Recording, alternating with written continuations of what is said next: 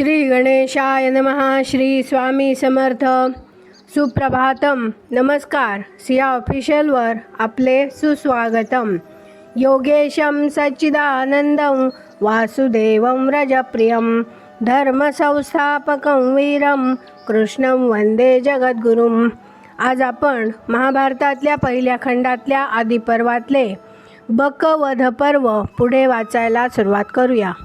त्या ब्राह्मणाची कन्या पुढे म्हणाली, पुत्राने या जगात माता पित्यांना दुस्तर संकटातून तारून न्यावे अथवा हे जीवन संपल्यावर परलोकात त्यांचा उद्धार करावा. सर्व उपायांनी जो पित्याला तारतो तोच पुत्र होय असे ज्ञानी पुरुष म्हणतात. माझ्यापासून तुम्हा दोघांना नातू होईल आणि तुम्ही आजी व्हाल या आशेवरच तुमचा जीव टांगलेला आहे. पण नातू जन्माला येईपर्यंत वाट बघण्याचे काहीच कारण नाही. मी तुमची कन्याच स्वतः तुमचा जीव वाचवून तुमचे रक्षण करावयास तयार आहे. तुम्ही जर या जगातून निघून गेलात तर हा माझा लहानगा भाऊ खात्रीने थोड्याच दिवसात काळजीने खंगून जग सोडून जाईल. अशा प्रकारे माझे वडील आणि माझा धाकटा भाऊ असे दोघेही हे जग सोडून निघून गेल्यावर पितरांना पिंड द्यावयास कोणीही मागे राहणार नाही आणि त्यामुळे पितर नाराज होतील. माझे वडील मला सोडून गेले, आई आणि भाऊही सोडून गेले तर मग एका दुःखातून दुसऱ्या दुःखाच्या खाईमध्ये अशी माझी केविलवाणी अवस्था होईल आणि माझाही दारुण अंत होईल. पण तुम्ही आताच्या या संकटातून मुक्त झालात आणि कुशल असलात म्हणजे माझ्या आईचे व लहानग्या भावाचेही कुशल राहील, आपला वंश चालू राहील आणि पितरांना अविच्छिन्नपणे पिंड मिळत राहतील. पुत्र हा पित्याचा आत्माच होय आणि पत्नी हा पुरुषाचा मित्र होय. पण कन्या मात्र संकटांचीच रास, म्हणून कन्यारूपी या संकटातून तुम्ही स्वतःची सुटका करून घ्या आणि माझ्या हातूनही पित्याच्या उद्धाराचा धर्म घडेल असे करा. पण बाबा, तुमच्या पश्चात जर मी राहिले तर मी अनाथ होईन, दीनवाणी होईन आणि कोणाचाही आसरा नसल्यामुळे मला दारोदार हिंडावे लागेल. पण हे मला नको.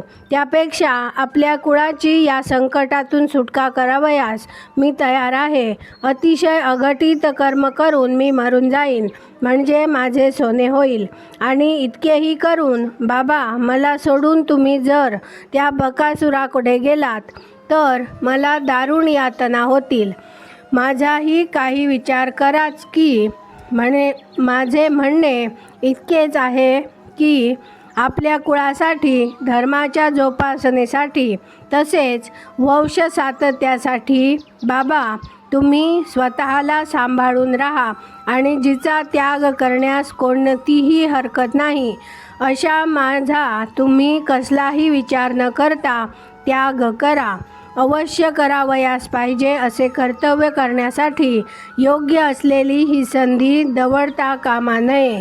तुमचे मरण ओढावल्यावर इतरांजवळ अन्नाची भिक्षा मागत कुत्र्याप्रमाणे दारोदार फिरण्याची जी आमच्यावर पाळी आली असती तर यापेक्षा अधिक दारुण दुःख ते कोणते असू शकेल. पण या संकटातून तुम्ही आप्तेष्टांसह मुक्त झालात आणि तुम्हाला शरीर स्वास्थ्य लाभले तर माझी काया नष्ट झाली तरी कीर्तिरूपाने मी या जगात मागे राहीन, अगदी सुखाने राहीन. देवांना आणि पितरांना आपण ज्या आहुती देतो त्यांच्या योगे ते संतुष्ट होतात अशा आशयाचे श्रुतिवचन आहे. तुम्ही देवांना व पितरांना अर्पण केलेले उदक आपल्या सर्वांच्या कल्याणाला कारण होईल. वैशंपायन म्हणाले, कन्येचे हे आर्त आक्रंदन तिच्या वडिलांनी ऐकले आणि त्या तिघांनीही अश्रू ढाळले.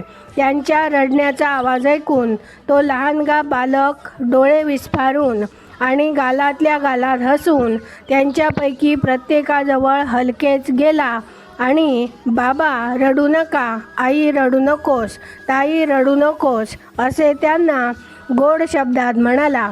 त्यांची अशी समजूत घातल्यावर तो एक तणसडी घेऊन आला आणि खुश होऊन पुन्हा म्हणाला, या काठीने मी त्या माणसे खाणाऱ्या राक्षसाला मारून टाकणार आहे. ती अगदी तिघेही दुःखाने अगदी हीनदीन झाली होती. तरीसुद्धा त्या लहानग्याचे ते गोड बोबडे बोल कानावर पडताच त्याही स्थितीत त्यांना अपार हर्ष झाला. एवढ्यात आत जाण्यासाठी हीच संधी आहे असे हा वेळपर्यंत बाहेर उभी राहून ऐकत असलेल्या कुंतीला वाटले आणि ती त्यांच्याजवळ गेली आणि मरणप्राय अवस्था झालेल्या त्या जणू जीवदानच देत ती म्हणाली, ह्या तुमच्या दुःखाचे कारण काय ते मला इत्थंभूत समजून घ्यायचे आहे. ते कारण मला समजल्यावर त्याचे निराकरण करणे मला जर जमण्यासारखे असेल तर ते मी अवश्य करीन. यावर ब्राह्मण म्हणाला, तपोधने, तू आताच आम्हाला जे अभिवचन दिले आहेस ते सज्जनांना साजून दिसणारे आहे, पण आमच्या या दुःखाचे निराकरण करणे माणसाच्या ताकदीबाहेरचे आहे.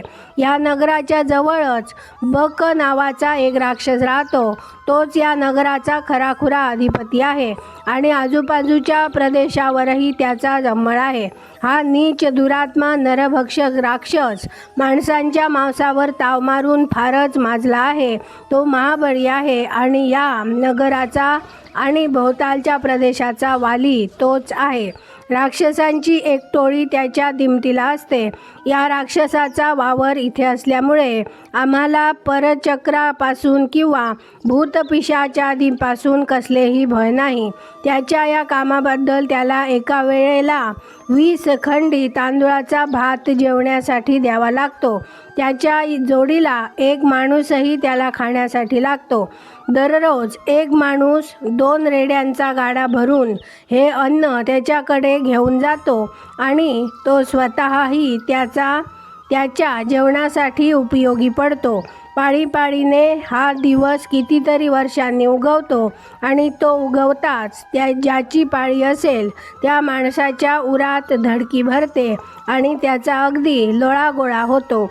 या राक्षसाच्या तावडीतून सुटण्याची जी माणसे एखाद्या वेळी चुकून धडपड करू पाहतात त्यांची मुले माणसे मारून टाकून तो राक्षस त्यांना मटकावून टाकतो. आज आपण इथे थांबूया. पुढची कथा आपण उद्या वाचूया. माझ्या सिया ऑफिशियलला सबस्क्राईब केले नसेल तर कृपया आत्ताच सबस्क्राईब करा आणि दररोज महाभारत कथा ऐकण्याचा आनंद अवश्य घ्या.